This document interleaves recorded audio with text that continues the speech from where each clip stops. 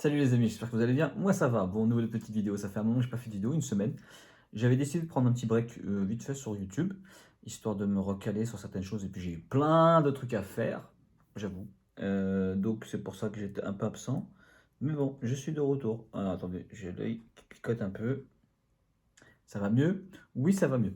Je vous ai posé des questions sur Instagram pour un peu un peu le comeback, parce que même sur Insta, je suis un peu absent. Alors, c'est vrai que je suis plus sur TikTok. Ces derniers temps, j'ai mes deux comptes sur TikTok sur lesquels je suis le plus assidu. Et ça me laisse peu de temps pour les autres réseaux, parce que je m'éclate plus sur TikTok que sur Insta, très honnêtement. Donc, ce qui fait que j'étais un peu moins présent. Là, cette semaine, elle est un peu moins chargée, donc je reviens sur Insta et aussi sur YouTube pour reprendre mes rythmes de vidéo. Et je vous avais posé quelques questions et certaines sont sorties. Et là, j'ai décidé, je vais répondre soit sous format TikTok, soit sous format YouTube, soit sous format Insta.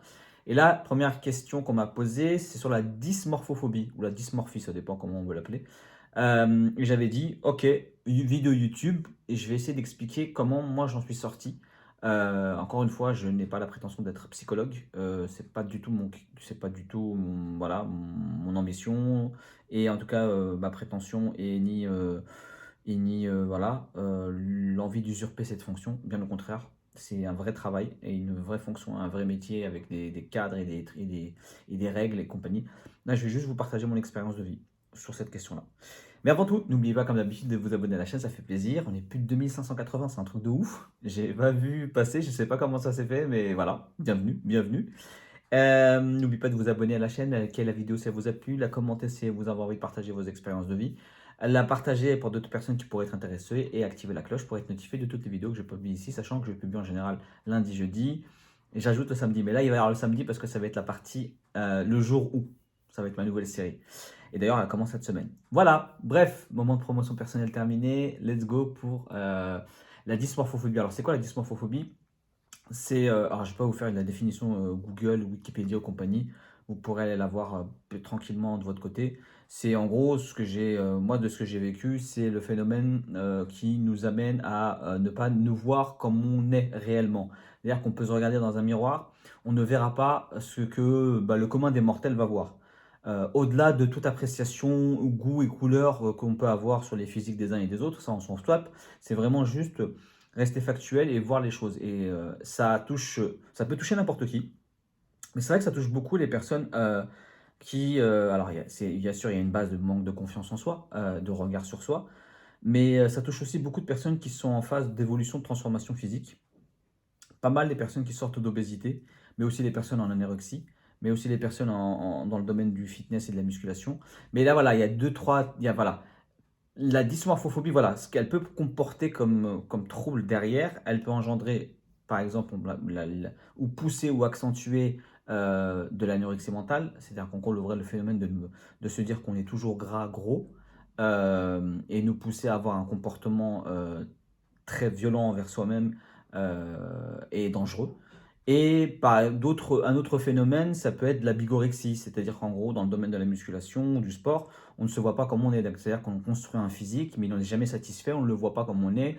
J'entends beaucoup des potes qui sont dans le milieu ou même des filles qui sont dans le milieu ne pas se voir assez musclés, assez balèzes, assez gros, sont trop maigres. C'est les expressions qu'ils utilisent.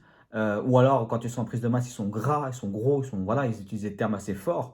C'est-à-dire que vraiment, il y a un rapport au corps et un rapport à l'image qui est vraiment très fort et qui n'est jamais satisfait, qui n'est jamais atteint. On n'arrive pas à atteindre et à se voir comme on devrait se voir.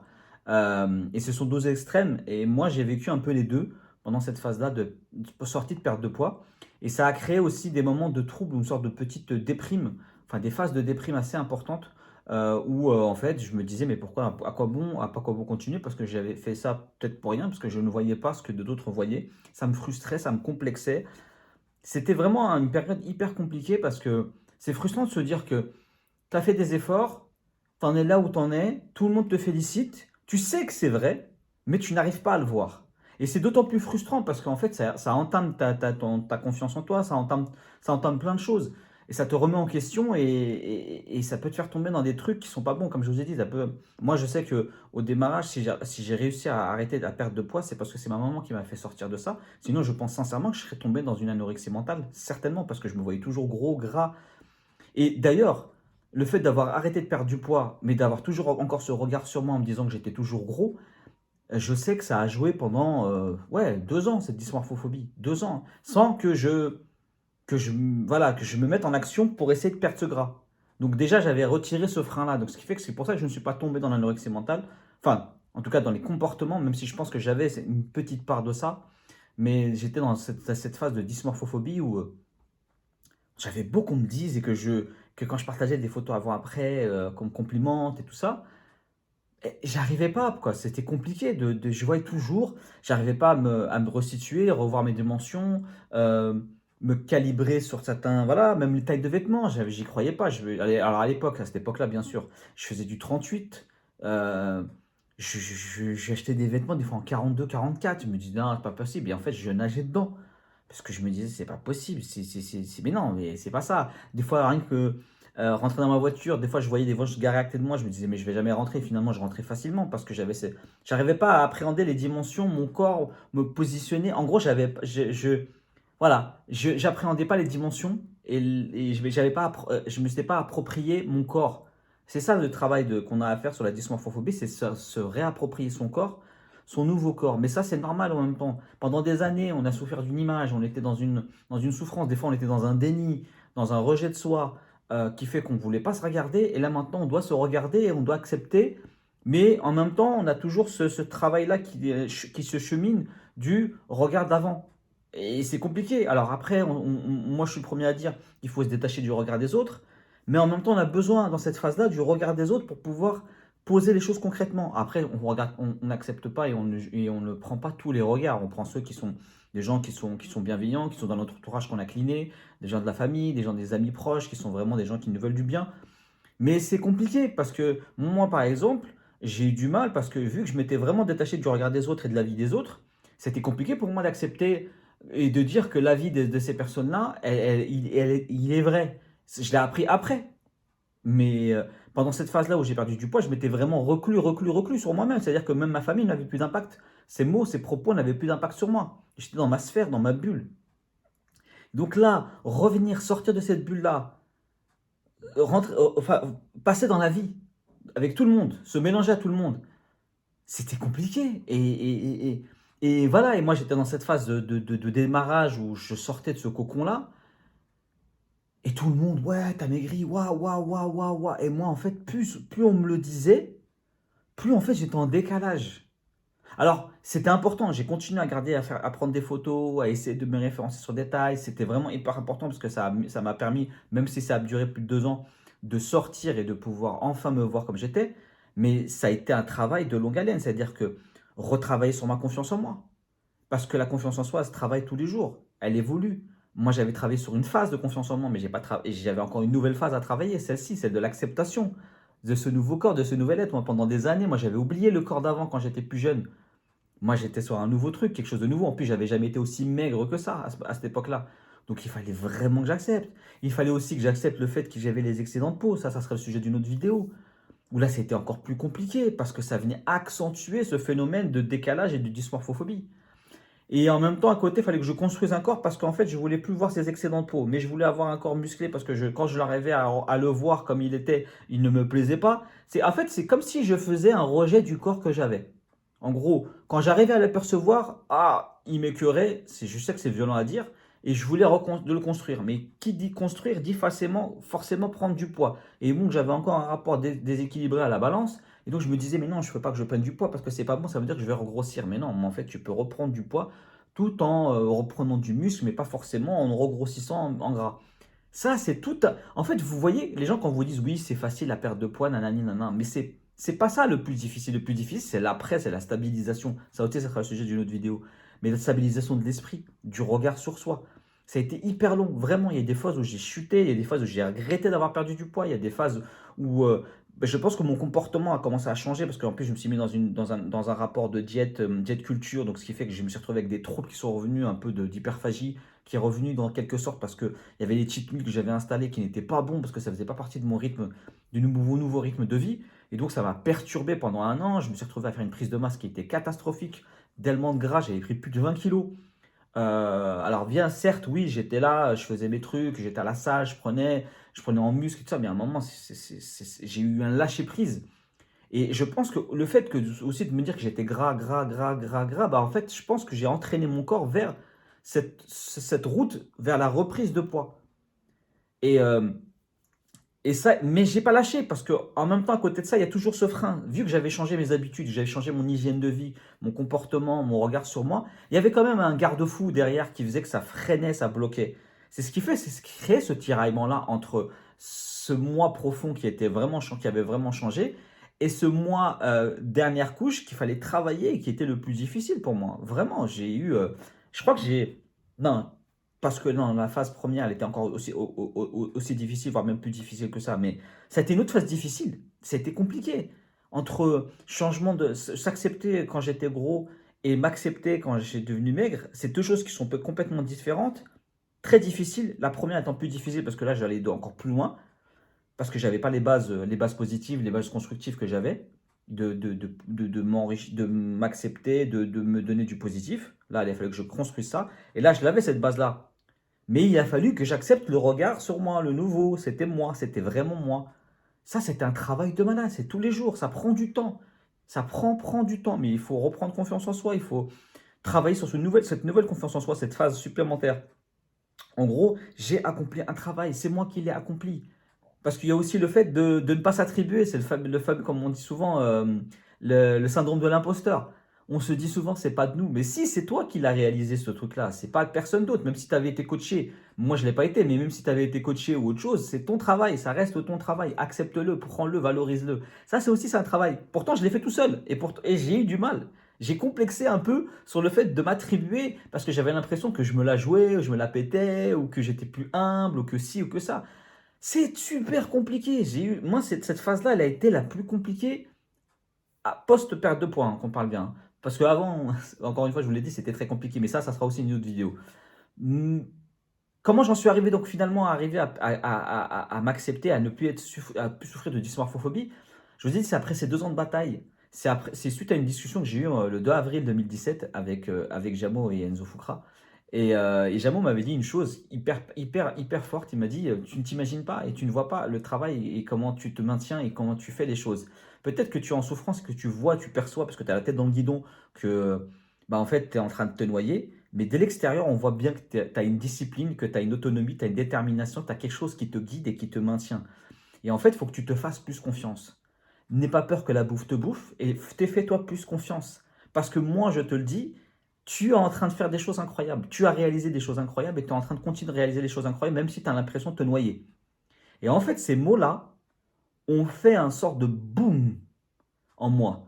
Je pense qu'après ces 2 années-là, j'avais besoin peut-être d'entendre de l'extérieur, peut-être que parce que je ne l'avais jamais dit à qui que ce soit. Et ça, c'était important aussi de le notifier parce que je l'ai gardé pour moi encore une fois, cette fois-ci. J'en parlais pas à l'extérieur. Et peut-être que le fait d'en parler à quelqu'un que je respectais, que j'admirais, que je respecte et que j'aime beaucoup, hein, Jamo et Enzo, euh, ça m'a permis justement d'avoir ce retour-là de personnes et de me dire, ah, ils ont raison en fait. Ils vont pas me dire, ils vont pas me flatter mon ego pour me flatter mon ego. C'est pas dans leur intérêt, ils s'en tapent. Eux, ils ont leur vie, ils ont leur carrière, ils ont leur professionnalisme, ils ont ci, ils ont ça.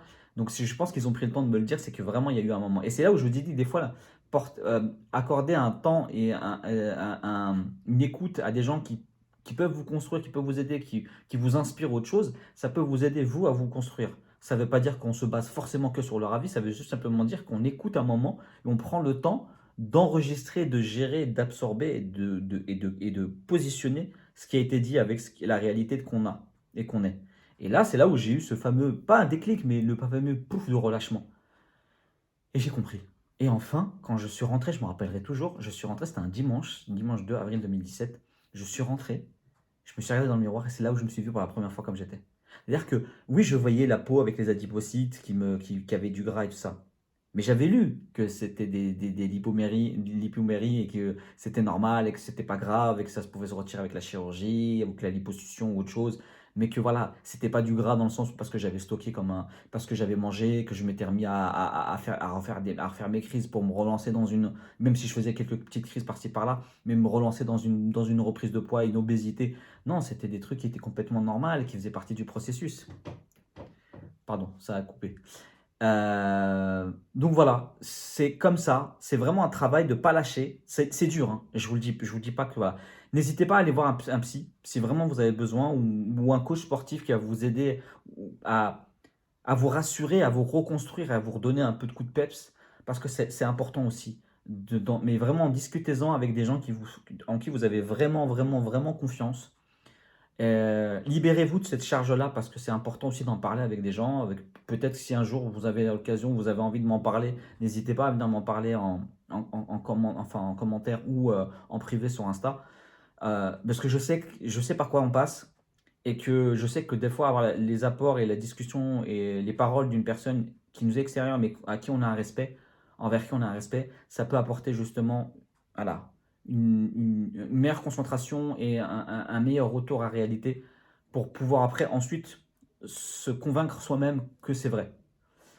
Voilà comment moi j'ai pu sortir de la dysmorphophobie. C'est vraiment un travail qui est très très long. C'est vraiment un travail de remise en confiance en soi, d'acceptation, de travail sur le regard, continuer à prendre des photos, continuer à essayer de trouver des points concrets, à poser ça par écrit parfois. Vous dire voilà, bah voilà, je fais ça, je fais ça, j'ai fait ça, je suis à ça. Voilà, des fois, regarder sa taille de vêtements, des fois ça confirme. Oui, je fais, oui, donc ça veut dire que je le suis vraiment. Parce que voilà. Et après, il y a aussi le fait de s'être satisfait de soi. Ça, c'est aussi un autre travail. Le fait d'être satisfait de son corps, peut-être que ce n'est pas celui auquel on s'attendait. Des fois, ça ajoute et ça accentue le phénomène de dysmorphophobie. Donc, le fait aussi que je me mette en parallèle à faire de la musculation et à reconstruire mon corps, ça, c'est venu en plus pour l'acceptation et le fait que j'étais dans une bonne démarche positive et constructive. C'est en même temps compliqué d'en dire plus parce que il y a des domaines, il y a des choses que je maîtrise pas dans le domaine de la psychologie et que j'ai pas envie de me balancer, je vous dis encore une fois, à faire des théories à deux francs 6 sous ou de la psychologie de comptoir. Je me permettrai pas, je voudrais pas vous envoyer dans des trucs. Moi, je vous ai partagé, c'est vraiment le plus possible parce que c'est très complexe. Vraiment comme sentiment à partager, comme situation très complexe. Ce sentiment de décalage, cette frustration qu'on a, ce côté, je me dis, mais c'est pas possible, quoi. J'ai perdu 40, j'ai perdu 50, j'ai perdu 100, mais je vois pas, je les vois pas. Enfin, je le vois toujours aussi gros, gras. Voilà, question d'acceptation, de regard, de confiance et de continuer à ne pas lâcher, à croire en soi. Croyez en ce que vous avez pu réaliser. Vous y êtes arrivé et c'est vous qui l'avez réalisé, personne d'autre. Acceptez, félicitez-vous du travail que vous avez accompli. Ça, c'est très important aussi. Voilà ce que je pourrais vous dire. Et entourez-vous de bonnes personnes et parlez-en à quelques-unes qui sont des personnes de confiance et en qu'il n'y aura pas de jugement, il n'y aura pas de filouterie ou autre chose. Et après, voilà, tout le reste, après tout dépend de vous. Ça prendra le temps que ça prendra, par contre. Ne vous mettez pas la pression, mais ça prendra le temps que ça prendra. Voilà. J'espère que cette vidéo a pu vous aider, vous partager, vous soutenir. N'hésitez pas à me dire en commentaire si c'est le cas ou si vous avez besoin d'échanger. Moi, je vous dis à jeudi prochain pour une prochaine vidéo sur YouTube. Et sinon, sur les autres réseaux, que ce soit Instagram, TikTok, Snap ou Twitch. Là, live Twitch là, cette semaine. Voilà. Moi, je vous dis encore une fois, prenez soin de vous et à la prochaine.